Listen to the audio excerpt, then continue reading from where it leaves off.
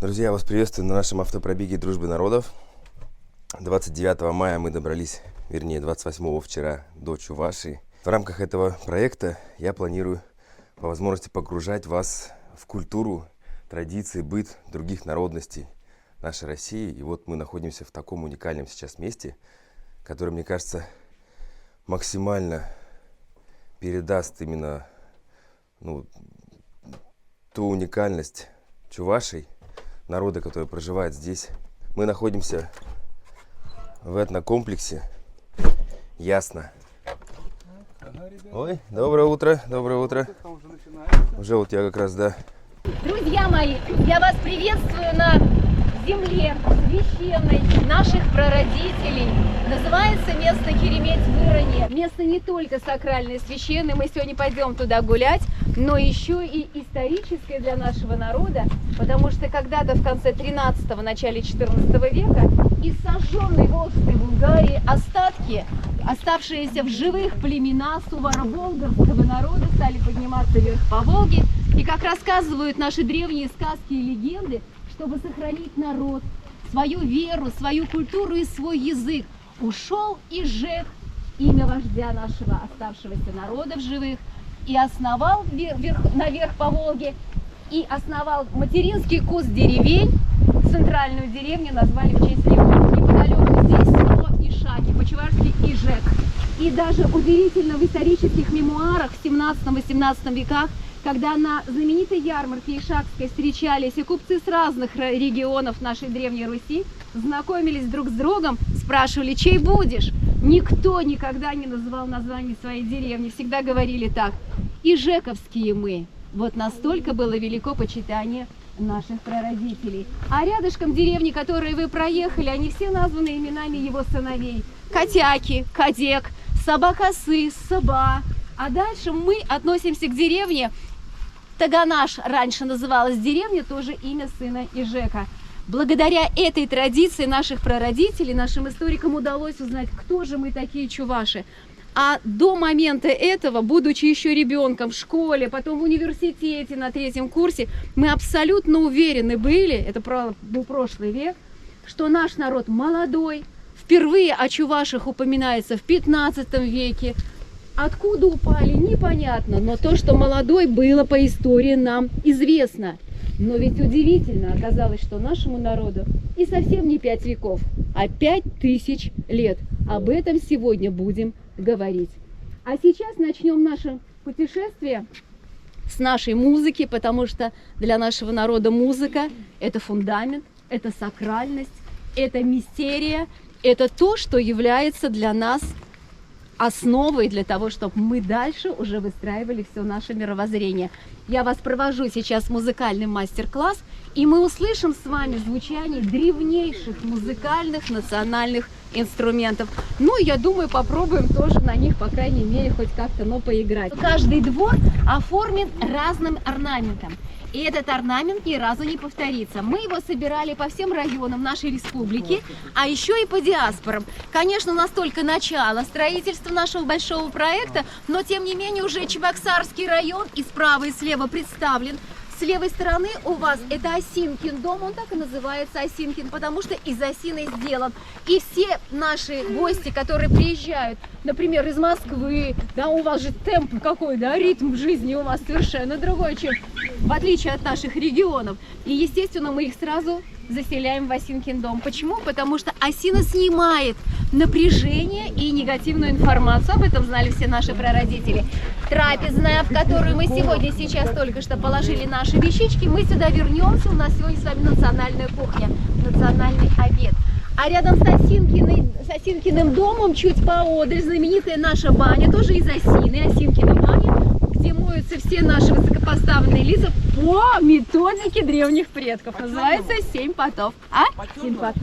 Нет, она не по черному, она по белому, но с использованием только природных материалов и 7 заходов раскрытия 7 тел. Потрясающая история, это просто невероятно. Кстати, у славян она очень близка к нашей суварбулгарской, чувашской, да. Здесь же как раз и была снята программа «Поедем, поедим». Вот если кто-то помнит, ой, что там в Чувашии лупят не вениками, а прутьями по телу. Это вот как раз из той же истории. С правой стороны у нас дом земляничный. Он не потому, что из земляники сделан, а потому что сел ровно на земляничную поляну, где мы ее лежмя губами собирали. Ее настолько было много, что вот в память о землянике мы вот назвали наш двор земляничным. А с левой стороны Ёлкин дом, потому что из ели, и вот девочек, которые устали, им нужно вот наполниться энергетикой, в аккурат мы сразу заселяем в Ёлкин дом. А иногда чередуем. Мальчишек сначала в Осинкином неделю держим, чтобы вот дурь всю эту снять, а потом сюда перевозим, чтобы они наполнялись. Действительно, деревья очень хорошо работают.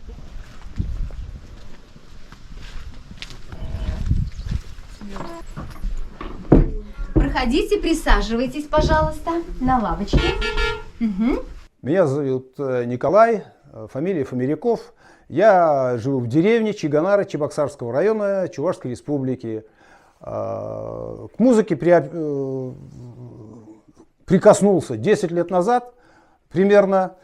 И теперь, вот по прошествии 10 лет, начал изготавливать эти музыкальные инструменты различные. У меня в коллекции уже более 20 видов музыкальных инструментов, которые я сам изготавливаю, и на них играю. И стараюсь приобщить подрастающее поколение. Всем жителям Якутии большой привет из Чувашии и поздравить с праздником Исех наступающим.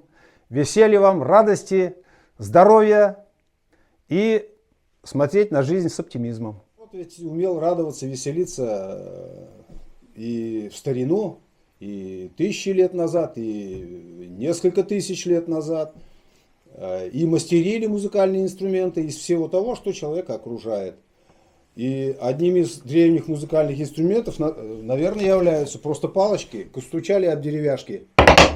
Ну и придумали барабан. Барабан, практически у каждого народа он имеется. Перед вами вот фольклорный барабан, где звук извлекается за счет колебания мембраны. Барабан и в Африке барабан, как говорится, но вот у чувашей были вот такие большие барабаны, но они и сейчас имеются, и у них свое название, их называют свадебным барабаном. На свадьбах собирались не один барабанщик, там несколько барабанщиков, как начинали играть, и звуки были слышны далеко-далеко.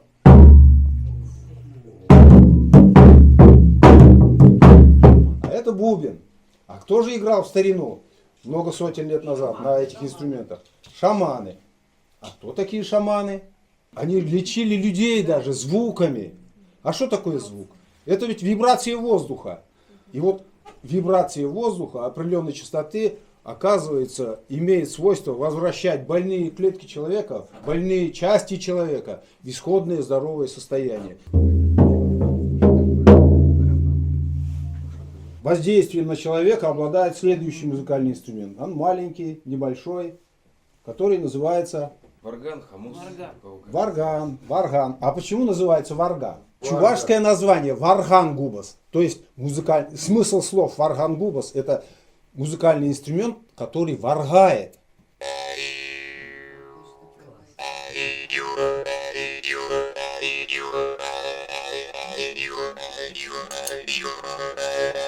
А такие инструменты, вот всем знакомые, которые называются дудочки, флейты, да.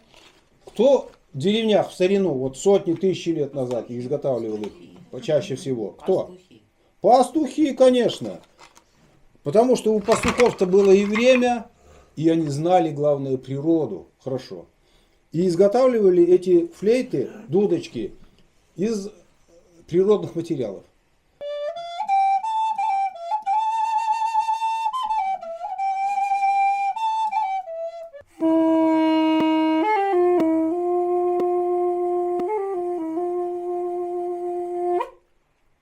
Необычные звуки. Ну, обычно у нас воспринимается как кавказские какие-то звуки. Ну, на самом деле, это очень у многих народов был распространенный инструмент. Гусиное перо. Гусиным пером раньше писали, да, и играли на нем. Ну, попробуй сыграть, а вдруг что-нибудь получится.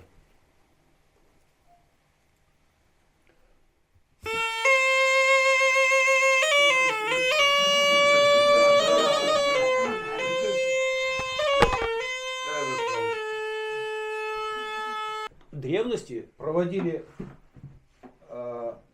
обряды свои древние, да, музыкальные инструменты использовались в том числе и в военном деле. Так вот, очень древний музыкальный инструмент, который называется, посмотрите, этот инструмент, я его сделал из липы. Такой же инструмент можно сделать даже из чего? Из борщевика. Из любой трубки практически.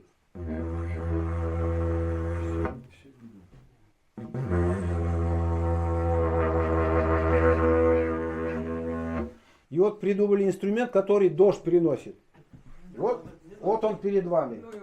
Да вот, вот 3 дня не играл, солнце появилось. Так вот, я долго играть не буду. Чуть-чуть покажу. Так вот, брали его, поднимались к облакам по склону повыше, и начинался дождь.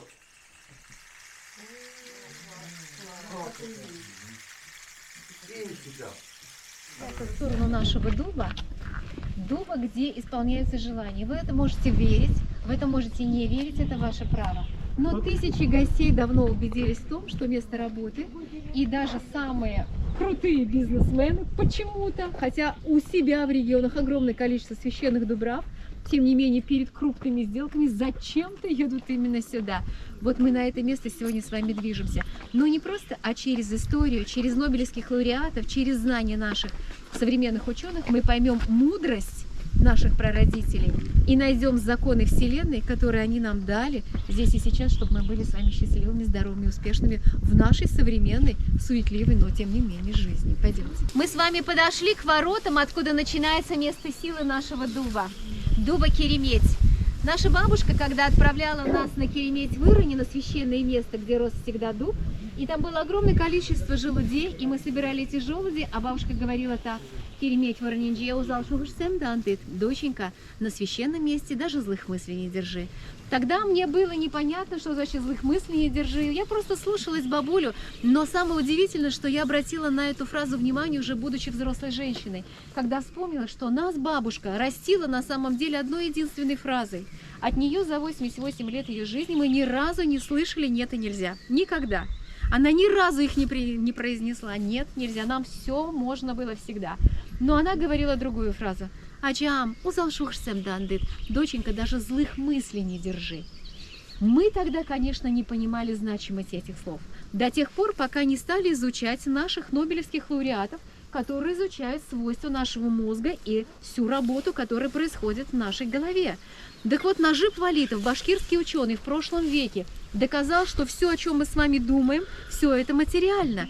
И наши мысли, которые имеют конкретные физические характеристики, волны, вибрации, излучения, бог знает что, я не физик, я за ними только повторяю, транслируется по эфиру, по воздуху. По сути, воздух — это целый компьютер информации, которая рождается в голове. Все, что мы посеяли, мы к себе точно самое созвучное начинаем обратно притягивать.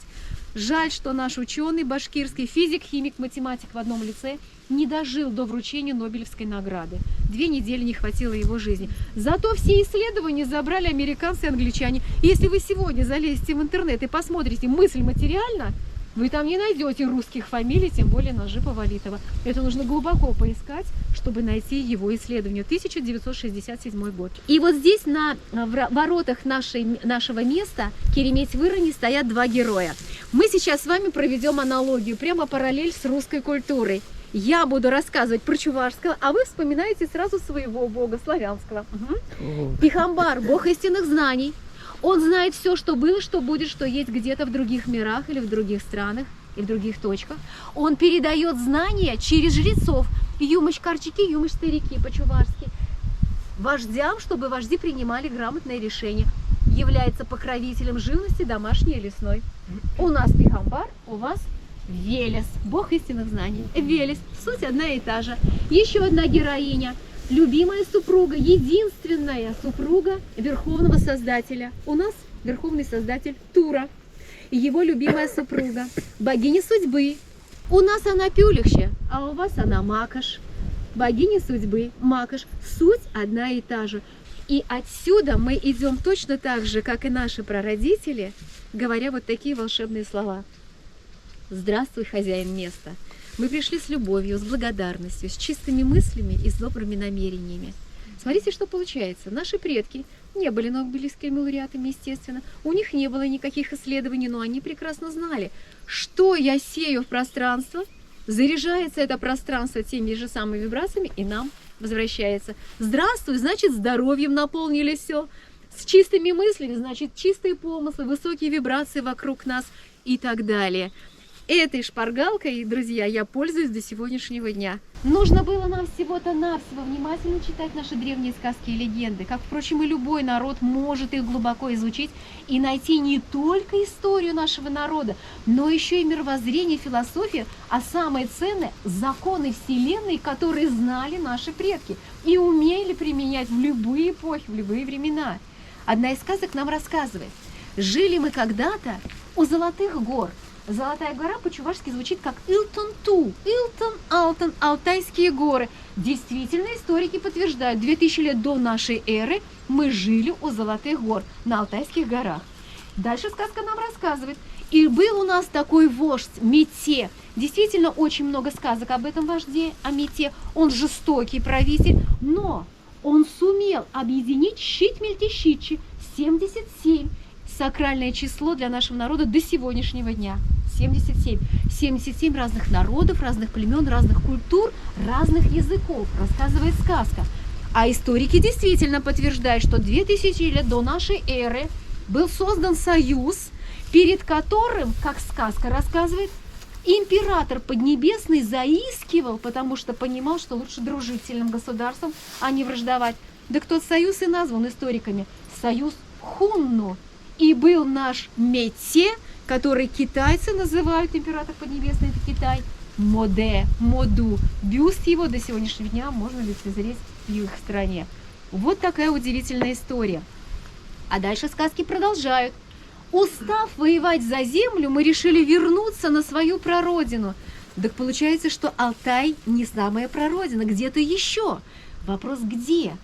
Опять же смотрим на сказки. Атилла и Кримкельде называется легенда. Атилла, в переводе с чувашского «отец народов», вместе с союзом гуннов, гунны, завоевывают Боспорское царство, 4 век нашей эры. Боспорское царство на тот момент было Черноморское побережье. И жили тогда вы, древние скифы. И сказки нам рассказывают, скифы любили жениться на сарматах, красивые женщины, и савроматах, женщинах роду племени Сувар. Мы сувары. Нас по-разному называли сувары, сабиры, субары, сувазы, неважно. Но мы сувары, сувара-болгары. Вот кто мы. Почему и трудно было понять, да, какой же чувашский язык, кто такие чуваши. Так вот, сувара-болгары мы. И сказка объясняет, почему любили скифы жениться на сарматах и савроматах. Крепкие, здоровые, терпеливые, трудолюбивые и могут родить, внимание, 16 здоровых детей. Вы посмотрите, мы до сегодняшнего дня на груди пишем вышивкой своей программу семьи, которую закладывает девочка еще до замужества. 16 здоровых детей. 16 здоровых детей, что в славянской культуре, что в нашей суваро-болгарской, полный круг детей. И такие родители самые почитаемые. Кстати говоря, в прошлом веке, когда еще была студенткой нашего вуза, Я случайно наткнулась на исследование доктора медицинских наук, профессора, фамилию забыла, пусть она меня простит, занималась изучением хромосомного ряда. Там какие-то формулы, я в этом вообще ничего не понимаю, но в предисловии написано русским языком. Современная русская женщина и чувашка – кровные сестры по хромосомному ряду. И, конечно, возникает вопрос, где тогда папа и мама общие? Да вот они, 4 век, когда скифы любили жениться на сарматах и савроматах. Культура общая, все очень близкое, потрясающе. Есть некоторые фрагменты, отличающие наш народ от славян, но тем не менее абсолютно все и базис, и фундамент, и даже законы Вселенной, которые передавали через сказки, у нас с вами общие. И это дуб. А какое дерево, как вы думаете, было мамой? Подскажу. Липа. Верно. Щега, а не мама. Сейчас в России национальная беда. Дубы за 100 лет уже не переживают. Они начинают гнить изнутри. Почему-то. Никто не может найти причину. Так вот у лесничих написано, чтобы дуб был здоровым и жил долго, нужно, чтобы в его подлеске, подлесок это уровень ярусом ниже деревья, и перечисляют всех членов семьи. Липа, орешник, береза. Рядом с нашим дубом в аккурат все эти деревья, все члены семьи и растут. В 2007 году, сейчас мы расскажем про это, в 2007 году я пригласила сюда ученых из Института изучения дубрав. У нас был такой институт в свое время, показала наш дуб. Дуб Кереметь, ему 430 лет, высота 30 метров, огромный, но трехголовый, как Змей Горыныч, да? Восточная голова правая, она живая. Средняя голова разбита молнией, а вот левая голова хоть и жива, но очень много скелетных веток засушенных. Когда ученые увидели этот дуб, они мне сказали, это был 2007 год, максимум проживет 5 лет. И на мой вопрос, а почему? Они ответили так. Центральная голова разбита, вода туда попадает с дождем, при минусовой температуре начинает замораживаться, расширяться, и она начинает его разрывать изнутри. Но это полбеды, сказали ученые, потому что, проходите, потому что на восточной голове у вас огромное дупло. Я прошу вас обвести своими глазами сейчас вот эту толстую кору вокруг щели. Вот толстая кора, это его родная кора. Видите, вот огромная была дыра. Это было все дупло. Мы поняли, что действительно наверняка ученые правы. И стали искать информацию, как помочь нашему дубу. Нельзя было, чтобы он ушел. В Самарской области мы нашли бабушку-чувашку, которая рассказала, как наши предки помогали таким деревьям. Я вам сейчас расскажу то, что она мне сказала, а вы эту информацию перенесите на больного человека и увидите, как это работает. Первое, она сказала так: уберите все, что мешает. Мы всю труху, естественно, как могли, выгребали. Ее было огромное количество, мы до конца даже не смогли ее выгрести. Возьмите землю вместе с растениями, которые в ней растут, и утрамбуйте эту дыру. Мы так и сделали максимально, даже фотографии у нас сохранились. Но третье она сказала вот что. Она повторила слова моей бабушки, после чего я и начала вспоминать всю нашу жизнь в деревне и осмысливать каждое слово, каждое движение, каждое дело, которое делала моя бабуля. Она сказала вот что. Никогда ни о чем не проси, а только благодари даже за то, чего в его жизни пока нет. Поэтому мы его любили, благодарили за то, что он живой, за то, что он листву раскрывает, за то, что листовертка первую уже сожрала листву. Он же единственный здесь, куда листовертке идти кушать. Ну, естественно, она лезет на наш дуб, правильно? Так, а он в середине июня все равно раскроет, пусть маленькую, но вторую листву он раскрывает, понимаете? Мы его любили, благодарили за то, что он всех нас переживет. В 2012 году я пригласила ученых, тех же самых, кстати, которых я привозила, и показала вот это. Вот. Ну и как вы думаете, что они сказали? Чудеса. Они сказали, такого быть не может. Вот эту потрясающую информацию, закон Вселенной, любовь и благодарность наши предки заложили везде. И в молитвах, и в танцах, и в сказках, и в легендах, и в пословицах, во всем. Вот в таком доме, друзья мои, жили 3 поколениями. 3 поколения: бабушки, дедушки, родители и дети. В доме почти ничего и нету, да? Стол до лавки, что там, кровать. Печка, кстати, бог Шумер, 3-е тысячелетие до нашей эры. Камак. А наш камак в камаге живет, в печке. И вообще, если бы мы с вами почитали богов шумерских, по клинописи, которые найдены при раскопках, как будто бы мы фольклор чувашский почитали. У них все боги называются нашими именами. Почему? А потому что в соседях было государство Субар, Ту гора, Субар, Сувар. Они наши соседи были. Вот мы все культуру и обменяли друг с дружкой. Это 3-4 тысячелетие до нашей эры. Вот оттуда мы, кстати, 5000 лет. Где? Вон там они. Между Тигром и Ефратом плодородный полумесяц, где мы были. Так вот, ночь пришла. Бабушку с дедушкой спать куда положим? На печку, за печку, камах еще верно, там тепло. Родителей на кровать. Моя бабушка маленькая, я была, говорила, на свою супружескую кровать присесть никому не позволяй. И я спрашивала, а почему обой нельзя, а? Она мне говорила, а как же? От чистоты вашего места зависит будущее ваших детей. Не только от чистоты тела, духа, души и тела, а именно места, в том числе, зависит будущее детей. Конечно, я тогда не понимала, что это чистота. И так все чисто, куда еще чище-то? У нас вообще все белоснежное было абсолютно. Это удивительно. Кстати, ее коврики до сегодняшнего дня у меня здесь, в моем домике. Это она. Разобрались и со старшим поколением, всех спать уложили, а детей куда спать положили? На лавке. Лавки были широкие, и поперек лавки детей укладывали. Отсюда и пословица до сих пор поперек. Да, 7, верно. Воспитывай ребенка, да, пока поперек лавки лежит. Внимание. Самый старшенький зачем-то всегда спал рядом с дверью. Скажите, зачем ребенка старшего укладывали сюда? Охранял он от злых духов. Его задача старшенького в доме, а ведь в доме всю работу делали дети. Помните, я вам говорила, до 7 лет, к 7 годам мальчик и девочка поменять, да? Полностью могли заменить родителей своих в семье. Так вот, в доме работу делали дети, и задача старшего, чтобы дети делали свою работу хорошо и качественно, и при этом никто даже тон не повышал. Классный урок. Старшенький уйдет, парень женится, девушка замуж выйдет, на его место ляжет следующий. Теперь этот будет проходить все тот же самый урок. Его задача научиться выстраивать отношения так, чтобы все жили дружно, ладно, помогая друг другу, и никто тон не повышает. Ну и финальная часть. Покушаем вкусной чувашской кухни. Гости уже кушают. На обед у нас, оказывается, суп из потрохов. Мой любимый суп в Якутии. И здесь тоже вот.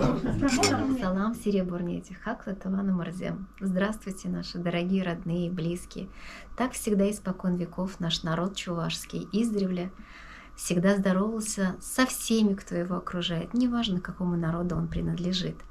Хотим поздравить от нашего чувашского народа, ваш древнейший народ якутов, с величайшим праздником, в котором самый главный герой — это солнце. Для нашего народа солнце тоже очень важный элемент нашей жизни, и очень много сказок о солнце. И, конечно же, праздник, который связан с тем, что его помыть и отправить на небушко, чтобы оно светило и дальше всем людям, и давало счастье и радость. И для вас, и для нас это единое все. Тем более, что когда-то мы жили рядом, когда-то были вместе. И, возможно, те 77 для нашего народа сакральное число щит-мельтищичи народов объединяли и наши древние племена. Поэтому так много общего и в культуре, и в философии, и в мировоззрении. По сути, корень у нас один. Поэтому я хочу сказать чувашскими словами: «Щири пулар, юманбек, будьте крепкими, как дуб, телели пулар, будьте счастливы, хевельбек, как солнышко». Здоровья вам, радости. Искренне будем рады, если вы приедете к нам в гости, чтобы мы с вами вместе нашли тот самый общий корень и нашли общую культуру от наших предков.